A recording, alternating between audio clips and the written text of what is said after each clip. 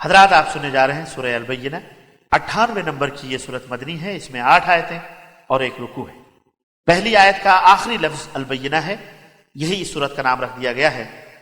اسے سورۃ القیامہ، سورۃ المنفکین اور سورۃ البریہ بھی کہا جاتا ہے۔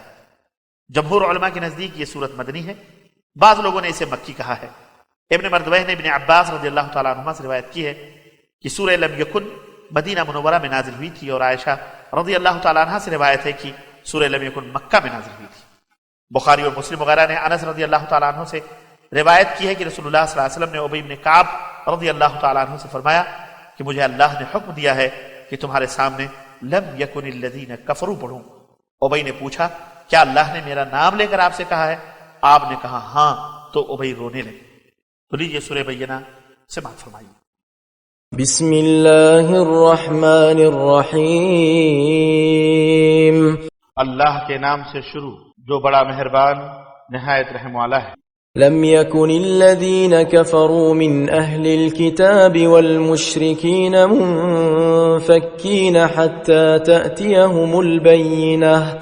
اہل کتاب اور مشرکین میں سے جو کافر تھے وہ اپنے کفر سے الگ ہونے والے نہ تھے حتیٰ کہ ان کے پاس روشن دلیل نہ آ جائے۔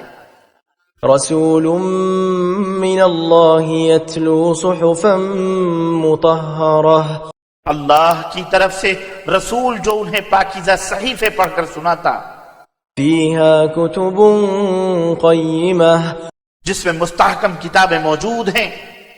وما تفرق الذين أوتوا الكتاب إلا من بعد ما جاءتهم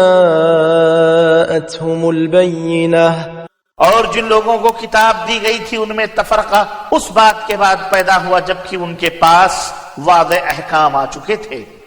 وما أمروا إلا ليعبدوا الله مخلصين له الدين حنفاء ويقيموا الصلاة ويؤتوا الزكاة وذلك دين القيمة۔ اور انہیں حکم تو یہی دیا گیا تھا کہ خالص اللہ تعالی کی مکمل حاکمیت تسلیم کرتے ہوئے اس کی عبادت کریں، پوری طرح یکسو ہو کر، اور صلاح یعنی نماز قائم کریں اور زکوٰۃ ادا کریں، اور یہی درست دین ہے۔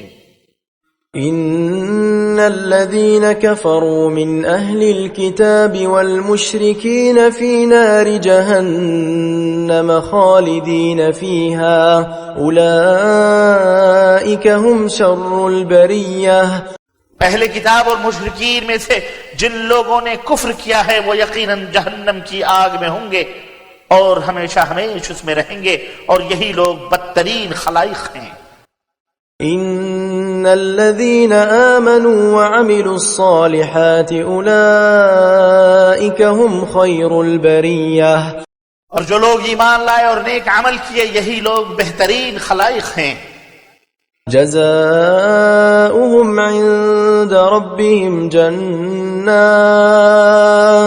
جنات عدن تجري من تحتها الأنهار خالدين فيها أبدا رضي الله عنهم ورضوا عنه ذلك لمن خشي ربه۔